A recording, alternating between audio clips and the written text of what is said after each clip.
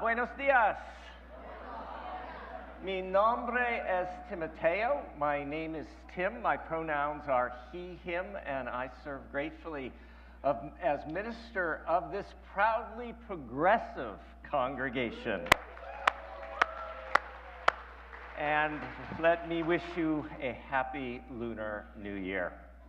Welcome to the Unitarian Universalist Church in Fresno, California. Welcome to everybody who's here on our Alluvial Avenue campus. Welcome to everybody joining us online.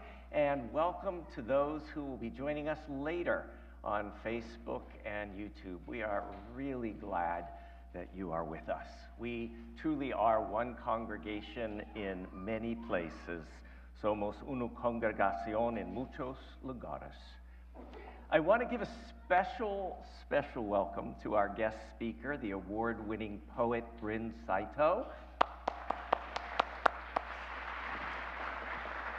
Bryn is a wonderful keeper and conduit of generational stories, drawing from the living legacies of her Korean American and Japanese American heritage. Our Alluvial Avenue campus sits on the traditional homelands of the Yokuts people. Learning the history of the first stewards of the land is one way of honoring their legacy and their current stewardship. I know, dear ones, that for some of us, this has been a painful week. For others of us, it has been a frightening week, frightened by the divisive and destructive filth that spewed from the rotunda of our nation's capital on Monday and from the White House in the subsequent days. But know that here at the Unitarian Universalist Church of Fresno, you are welcome no matter your race or your culture. We celebrate you no matter your primary or secondary language. Our welcome embraces all those with or without documentation, con papeles y sin papeles. No one is illegal or an alien at the Unitarian Universalist Church of Fresno.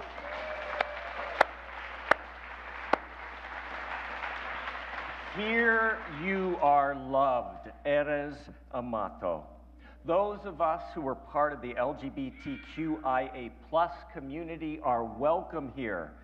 We, despite what an executive order might declare, here we understand that civilized society has moved beyond the binary.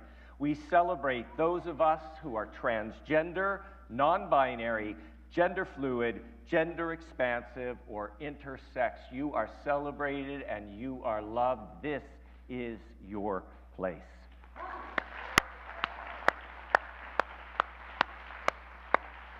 Know, too, that your neurodiversity is welcome here. You are welcome no matter your disabilities, level of formal education, or the amount of money that you have in your bank account.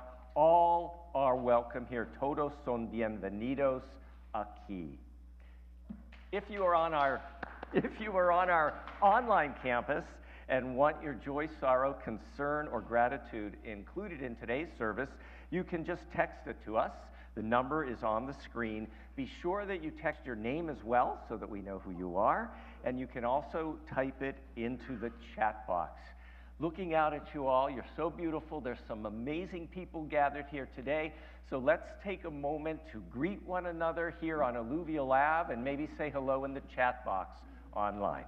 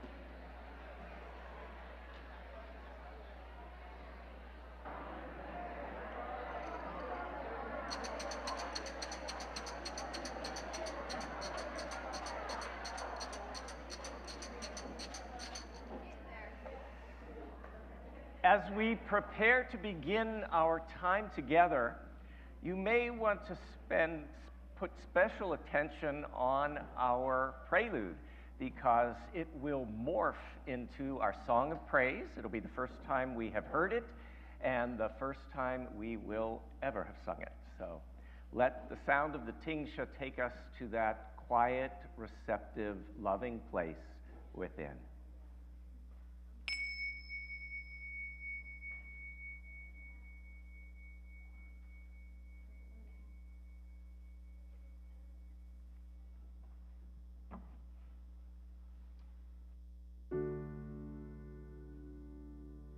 Now is a moment for shining on. It's all right to cry. Keep your eyes on the prize. Now is a moment for shining on. The world needs our light more than ever. Now is a moment for singing out loud. It's all right to cry. Keep your eyes on the prize.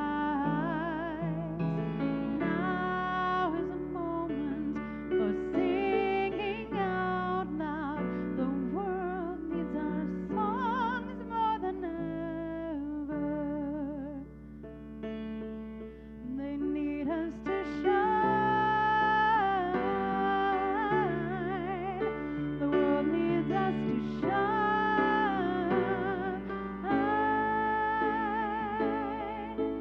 Now is the moment for kindness. It's all right to cry. Keep your eyes on the prize. Now is the moment for kindness. The world needs our warmth more than ever. Now is the moment for holding on. It's all right to cry. Keep your eyes on the prize.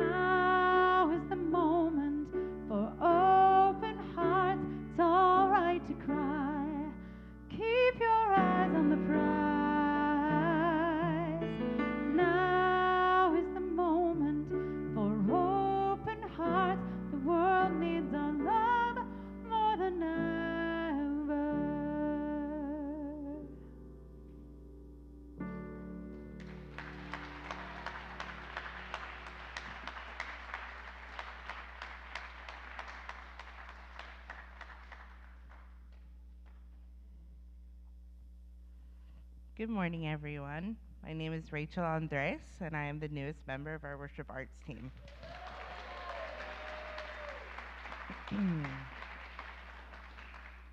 If you're on our online campus and have a candle or chalice, get ready. We will be lighting our flames in a few moments. Our chalice lightning words are by the Reverend Scott Taylor. I'm going to need your help with them. Our response is, let us honor the stories that we tell. Can you say that with me? Let us honor the stories that we tell. And once more, let us honor the stories that we tell. So, we gather in a house of stories. As we learn of those who have gone before, the way in front of us becomes clear. As we weave together our individual tales into a common story, our loneliness lessens and the ever-present web of our oneness is revealed. As we listen deeply to each other's difficult stories with tenderness and trust, we descend into the longings and learnings, hopes and fears of the humanity we share. Beneath the wells from which we drink, there is a deeper well that feeds them all. Come, let us tell each other tales of our thirst. Let us drink from the stories that sustain us all. And now we'll have Adrian and Millie light our chalice.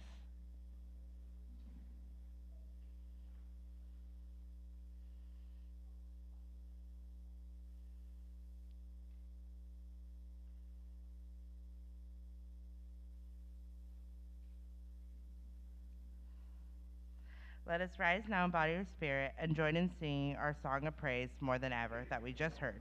This is the first time we've ever sung this song, so let's jump in together and weave it into our shared story of UU Fresno.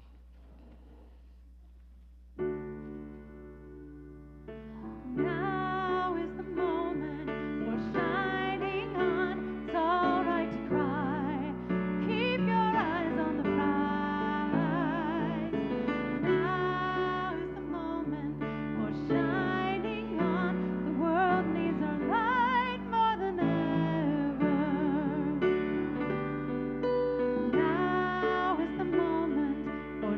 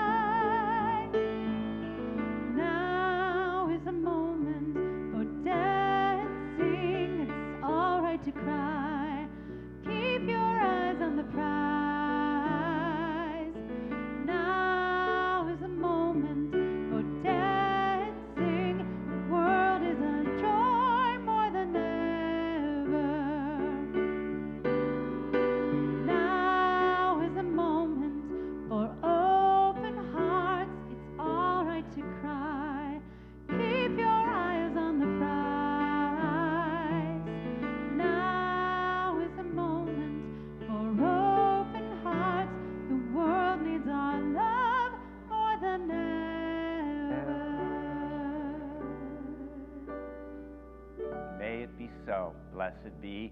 Amen. Let's remain standing as we join together in the words of our mission statement.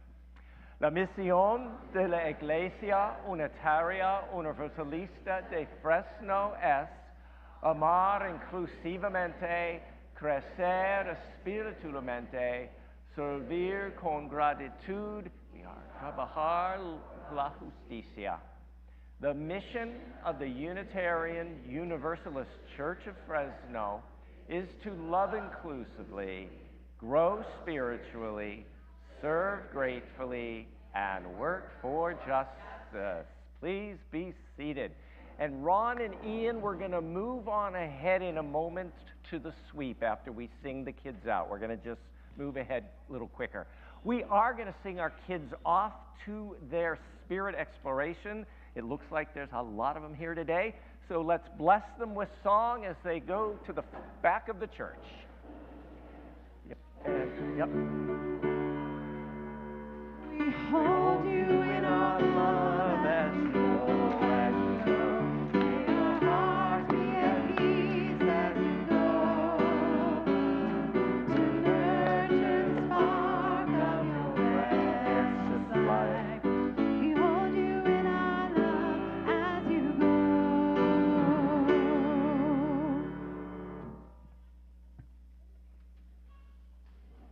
As we settle into a more quiet and still space, we gently bring our attention to our breath.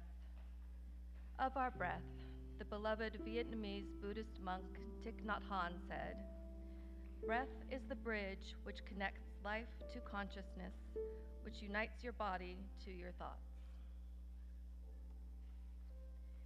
In that spirit, let's take in a breath and imagine we are breathing in peace.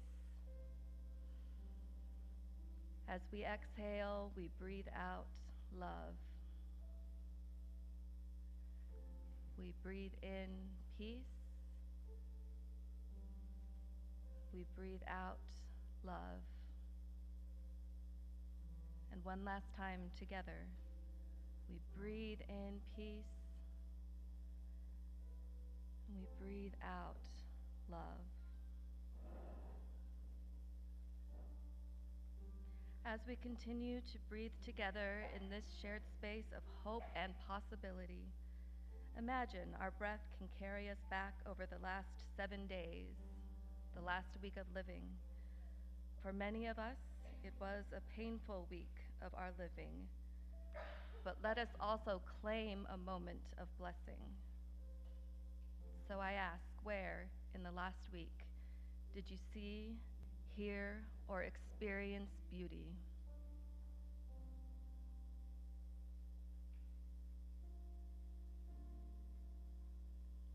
Breathe into that memory and hold it tenderly.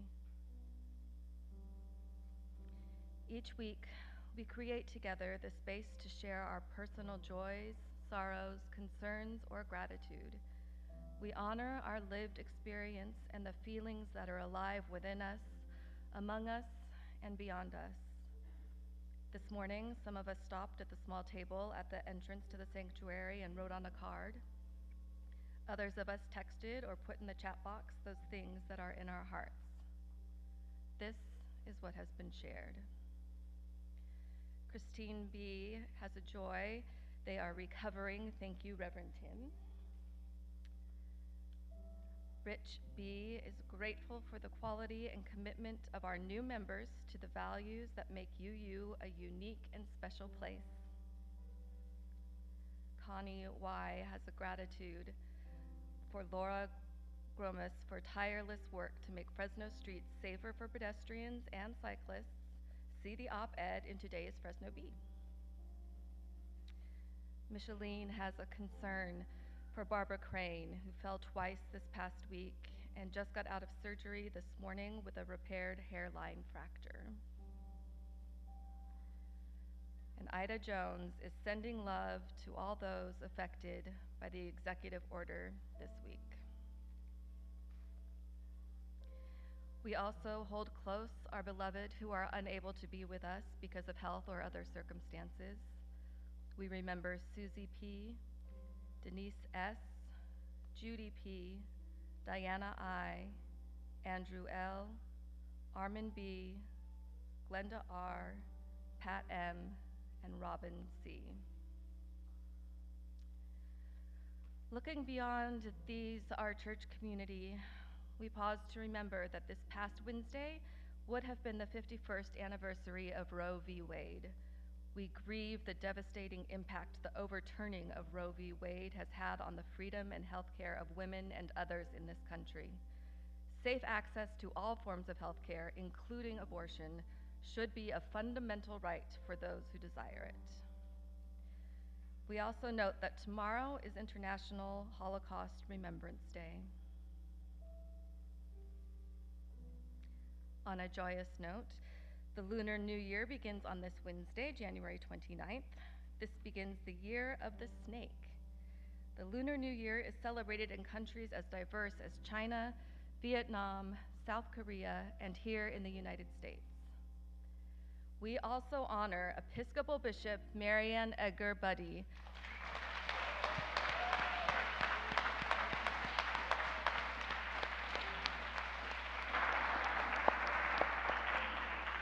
who spoke truth to power when she called for the newly inaugurated president to offer mercy to the most vulnerable to his new policies. Tim, you wanted to share a few words. Yeah, thank you. So, dear ones, as I said at the beginning of the service, this has been a frightening week for some of us and a fearful week for, I would probably say, all of us. Be gentle with yourselves. Take care of yourselves. This isn't going to be just one race. It's going to be a marathon that goes on and on. But do know that you are not alone. We are not alone. We have each other, and we will get through this together. I also want to just lift up those who are the most vulnerable, given what has already come out of the White House. And so we hold tenderly those who are immigrants and migrants. We think of those who are Black, brown, indigenous, other people of color. We think of our trans community, our non-binary, gender fluid community. We think of women and the attack that also began this week. Just an extension of what has happened in this country. And so we hold each other and the most vulnerable, including the LGBTQ community, in our hearts, in our love. And remember, you are not alone. We are not alone. For all that has been shared this morning, and for all that we hold silently, we light our candle of community.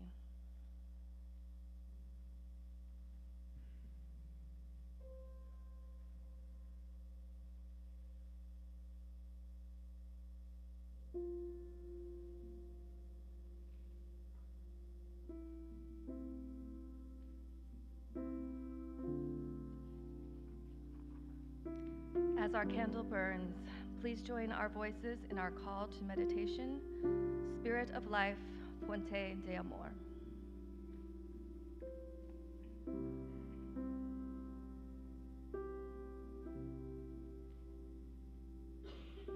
Spirit of life,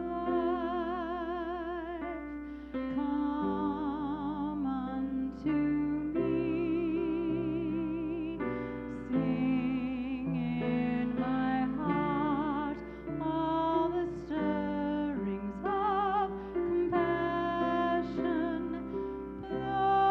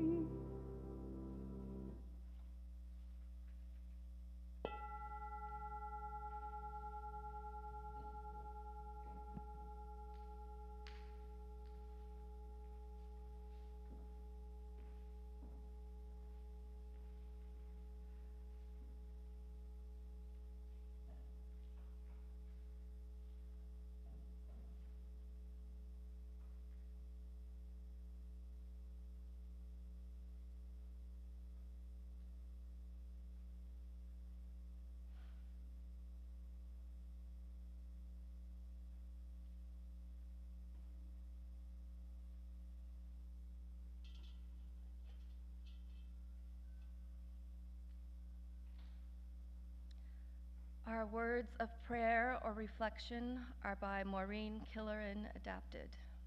Let us pray. Spirit of life, fuente de amor, infinite source, God of our own heart's understanding, wisdom within us.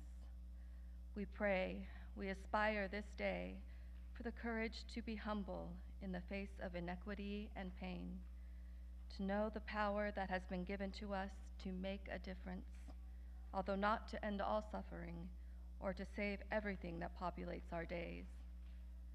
We pray for the courage of endurance, to keep acting in the midst of despair, to keep trying in the aftermath of failure, to keep hoping in the emptiness that follows loss or change. May courage give us patience, and may we know love's healing presence at the heart and center of our days. Que así sea, bendito sea. May it be so, blessed be. Amen.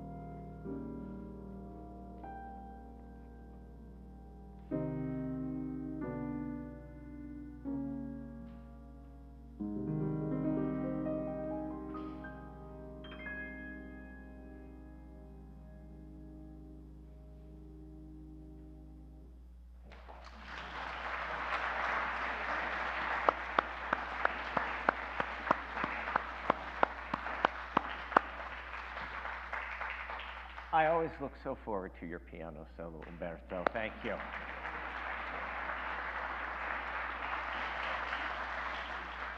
We're now going to add our voices into the mix to create song. And I wanted to get the story of how this song got to be as well known as it is. And it's a little hidden and convoluted, but one theory is that in South Africa, this song emerged out of the Zulu tradition, and it is called Siyahamba. And that is a word that means we are marching. And what's fascinating about the use of the word we in South Africa, it's an understanding, it's a two-part we. The we are those who are living. So it's us, we are marching. But also there's a belief that the we includes the ancestors, so that they are marching as well, and we're teamed up in this journey. This song was sung somewhat as a freedom song during apartheid, but once it was translated into English and went over to Europe and the United States, it became one of the best known non-African anti-apartheid songs, and it was linked to the international effort to end apartheid. So I'm going to invite us to sing "We Are Marching in the Light of Love," knowing that we are not marching alone, we're marching with ancestors as well. Let us rise in body or spirit. If you don't know it, you'll pick it up quickly.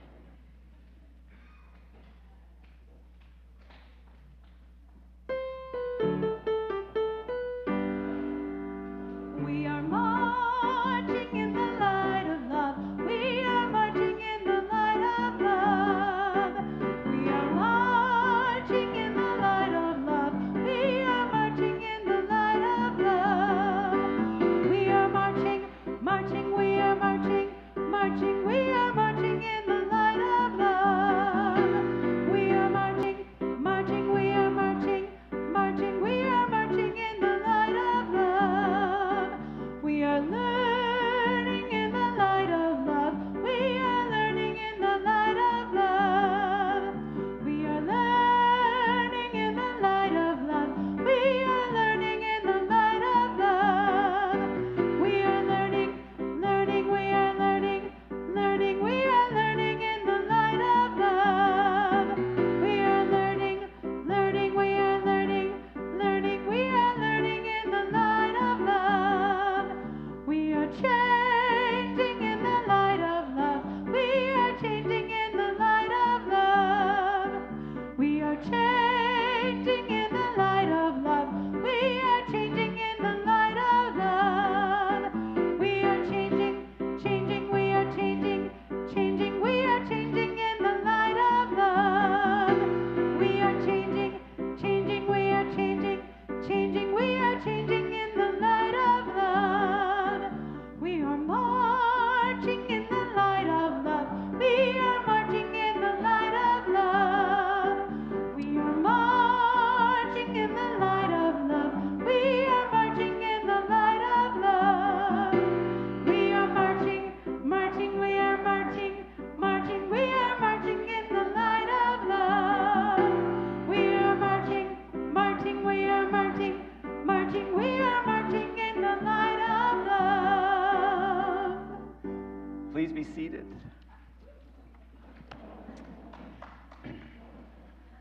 Well, dear ones, our guest speaker today, Bryn Saito, is a fourth-generation Korean-American and Japanese-American poet and writer who was born and raised in Fresno, and in fact lived very close to where this congregation is and knows Alluvial Avenue well.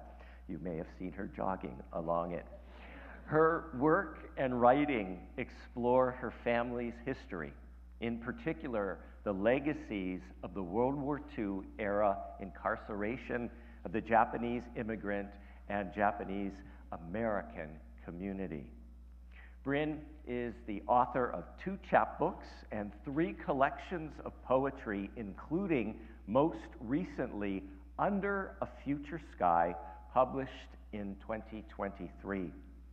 She also co-edited the anthology The Gate of Memory, Poems by Descendants of Nikkei, Wartime Incarceration, which will be published in a few months, in April. Bryn teaches in the English department and creative writing at MFA program at Fresno State. Let us give a warm welcome to Bryn Saito.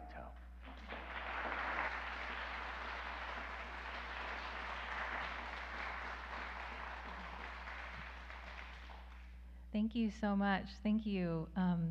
Thank you, Reverend Tim. It's such an honor to be here today, and thank you for all of you for welcoming me here this morning. Thank you to Ruth, my colleague, for setting up this connection today. I grew up attending the United Japanese Christian Church here in Clovis, and also was connected into the Buddhist church in Reedley through my father's side. So religion and spirituality have been sort of woven through my life in these deep ways, but I don't often have a chance to sort of talk about it. So it's just a gift to be able to share some of that with you today. I want to begin by summoning my grandparents and their stories. Alma Ternishi Saito and Mitsuo Saito, my father's parents, whose own parents immigrated from Kumamoto and Hiroshima in Japan at the turn of the 20th century, and made their way, somehow, miraculously, to the Central Valley towns of Reedley and Parlier. My mother's parents, Marilyn Song Oh and Samuel Oh, were born in Dinuba, part of a small but hardy Korean American community whose elders fled the brutal Japanese occupation in Korea at the turn of the 20th century, fleeing to the US for their survival. We are, all of us, descended from people who survived.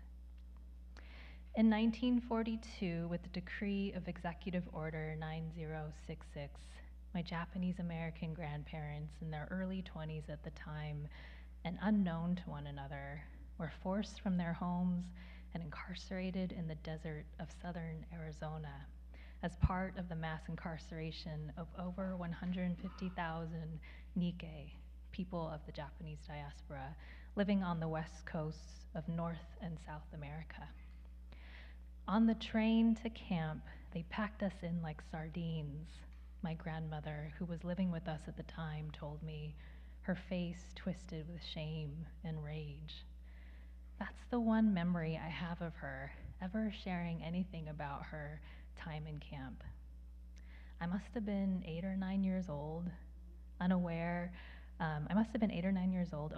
of this thing called camp that my folks and folks in my community had sort of talked about, but very unaware and unable to comprehend the immense injustice of it, the weight of it. Something big and awful had happened, and nobody talked about it, but they fought a lot, and they drank a lot, and the silence and silencing took on its own shape, which is what happens in households that shelter the ghosts of inherited trauma. Sometimes I tell people that I became a writer to make meaning of my family's experiences, to make sense of all that silence. But looking back, I think it was more primal than that. Becoming a writer wasn't about initially creative expression or publishing books or any of that. It was about control. It was about shoring up a feeling of agency within myself.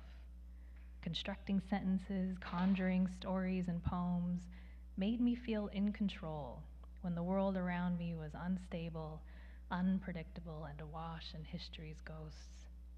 As a child, expressing myself through poems and stories kept me, in some very real sense, sane, kept me real to myself and alive. Over the years, writing has become more than that. It's become, I would say, my spiritual practice, a way of communing. People say poetry is the language of communion, prose is the language of communication, but poetry is the language of communion.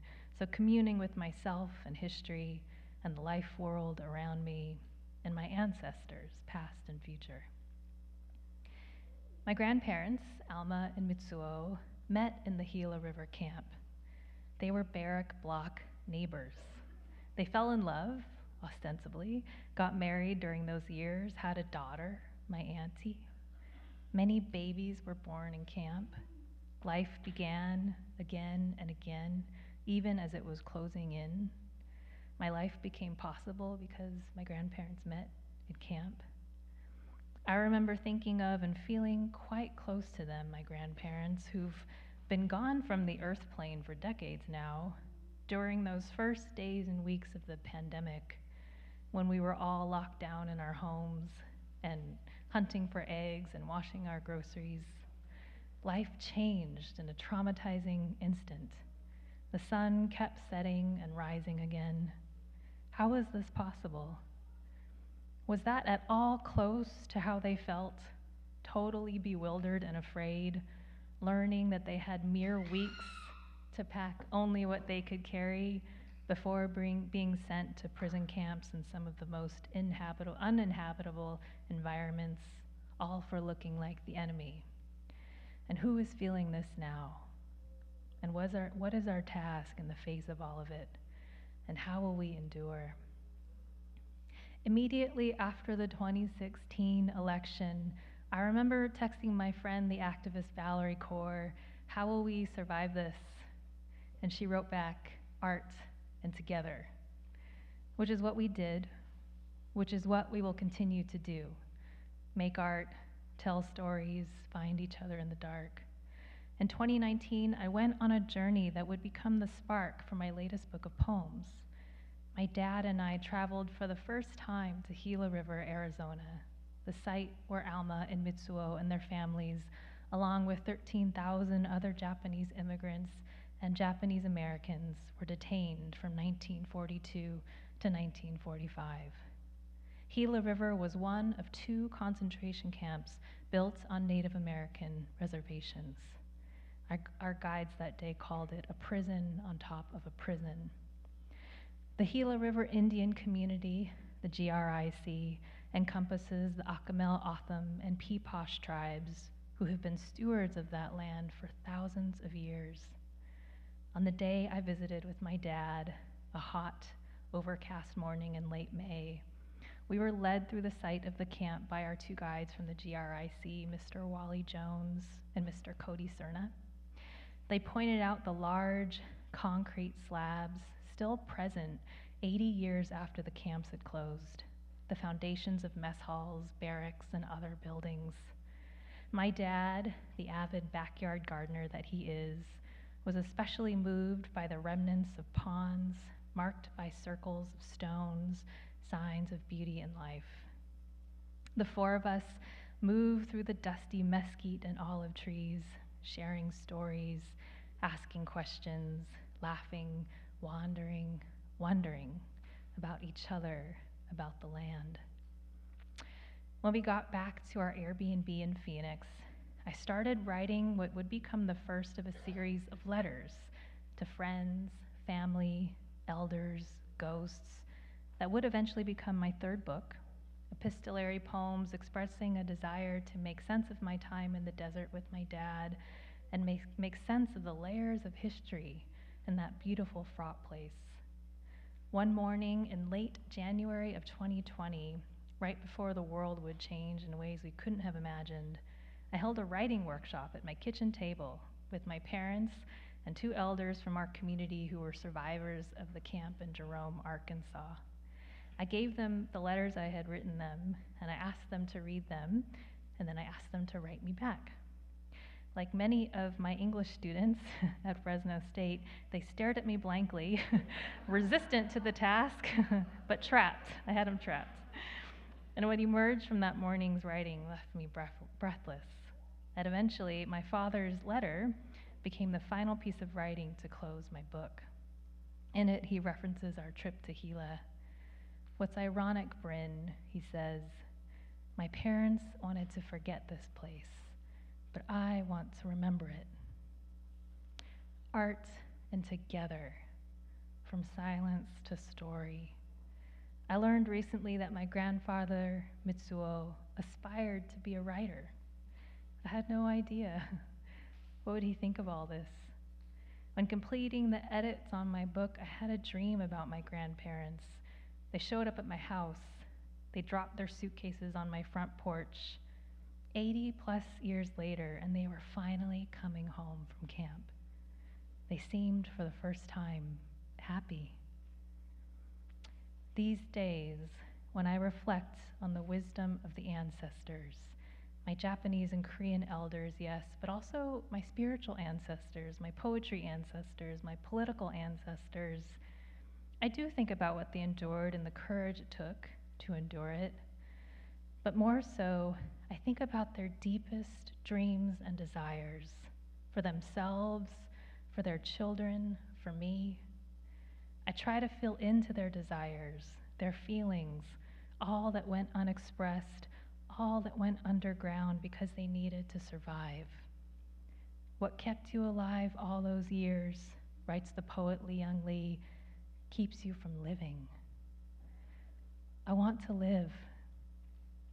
I want to believe they want us to live, to write, dream, change, to feel, to tend to all that makes us human, to remember our humanity, the full wild scope of it, as dark as these times are, to find each other in the dark, to reach out our hands to one another as hard as that feels. I believe they are here, loving us forward into a future we may not live to see, but we must imagine is possible. And believing this makes me weep, which grounds me and fortifies me with light. You, my own deep soul, wrote the Austrian poet Rilke, trust me. I will not betray you. My blood is alive with many voices, telling me I am made of longing. What mystery breaks over me now? In its shadow, I come into life. For the first time, I am alone with you, my power to feel. In the mornings, these past couple of weeks, I've been sitting for 30 minutes in silence in the dark before dawn as a way to be alone with my power to feel. In the fertile silence, I can sense an ancestral wisdom guiding me. And lately, this guiding presence has taken the form of my Korean American grandmother, Marilyn O., whose life story is for a whole other sermon, and whose light infuses me with a love that fortifies me, strengthens me, so that I will no longer abandon myself or abandon the world. I want to close with a few more lines from Rilke, the poet. And before I do, thank you again for the work you're doing in this church, in this community. I feel so inspired just every moment of just this morning and the messages, and it's just fueling me, it's fortifying me, and so I thank you. You are truly a light. You are really a light here. And I was telling Reverend Tim, I used to kind of run by here and see the BLM sign and the flag and the colors, and it would just really keep me going, I think, through this last decade especially. So I'm just so grateful for you, and thank you to Ruth for connecting me with this community this morning. So here's a little Rilke to close. God speaks to each of us as he makes us, then walks with us silently out of the night. These are the words we dimly hear. You, sent beyond your recall, go to the limits of your longing. Embody me. Flare up like a flame and make big shadows I can move in. Let everything happen to you, beauty and terror. Just keep going. No feeling is final. Don't let yourself lose me. Nearby is the country they call life. You will know it by its seriousness. Give me your hand. Thank you. Thank you so much.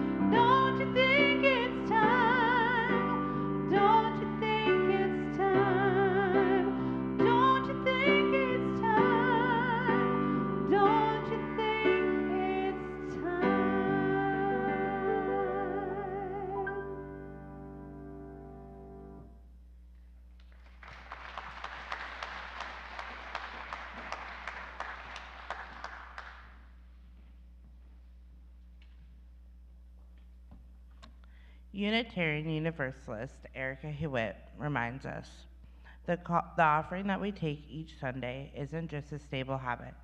It's an opportunity to recommit to this place, to this people. Our offering is an affirmation, a yes. When we give, we say yes to something we value. With our gifts freely given, may we say yes to the values of our faith. May our offering help us practice Unitarian Universalism within and beyond our congregation as tools to empower our mission to love inclusively, grow spiritually, serve gratefully, and work for justice. In a moment, a slide will appear with a quick and easy way to give electronically, including Cash App. We also pass the baskets in our Alluvial Avenue sanctuary. But first, let us join in our words of offering led by Tim. If not us, then who? If not open hearts, then what?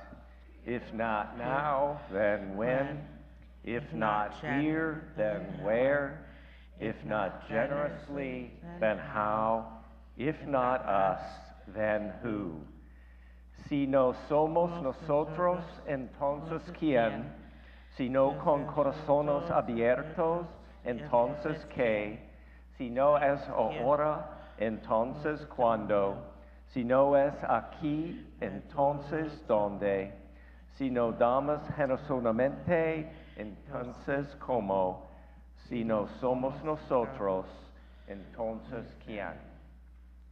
The morning offering will be greatly received. May this church continue to be worthy of her many forms of gifts.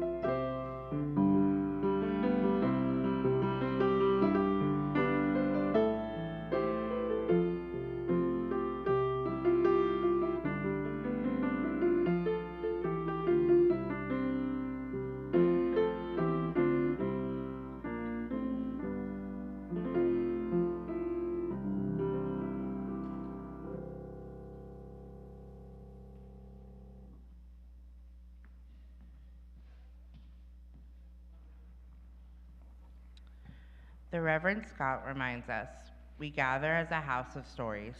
As we learn of those who have gone before, the way in front of us becomes clear. As we weave together our individual tales into a common story, our loneliness lessens, and the ever-present web of our oneness is revealed.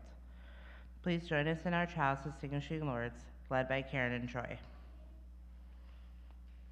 Extinguimos esta llama, pero no la luz de la verdad, el calor de comunidad o el fuego de nuestro compromiso. Estos los llevaremos en el corazón. We extinguish this flame, but not the light of truth, the warmth of community, or the fire of commitment. These we carry in our hearts. And Tim has a few reminders for us. I do, but first, Rachel, today was your first day helping with the service. Hooray!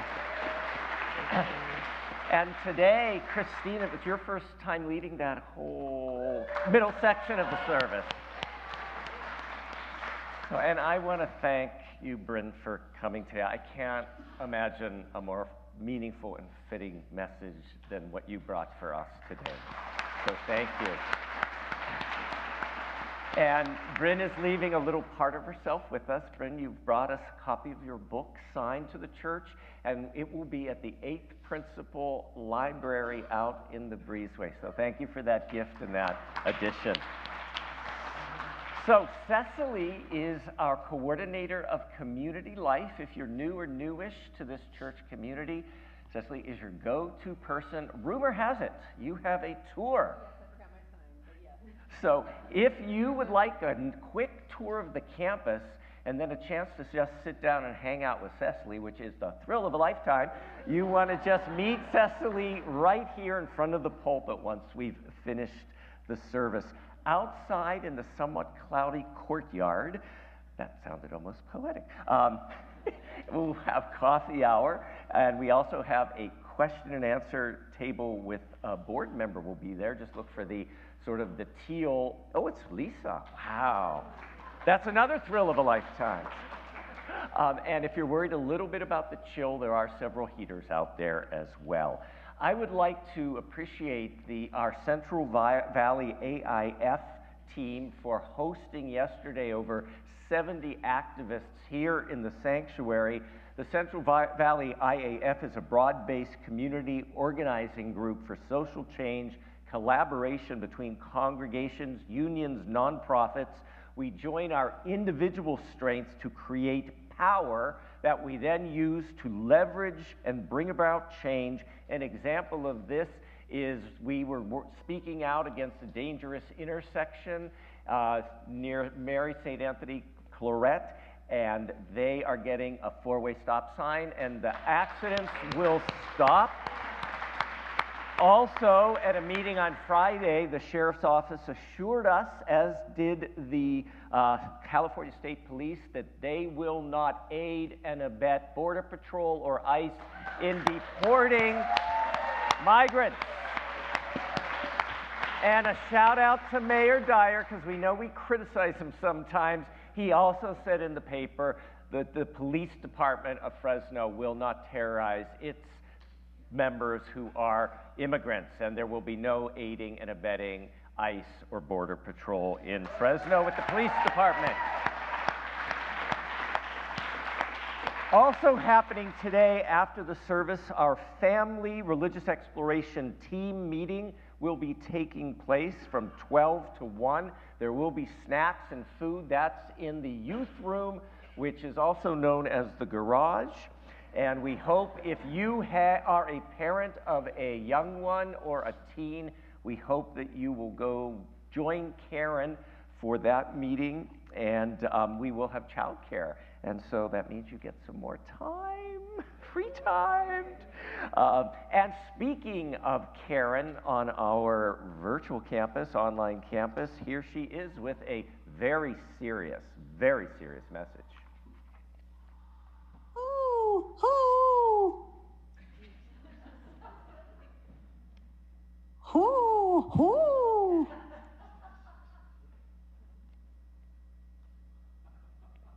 Hoo, hoo. What are all these owls doing here?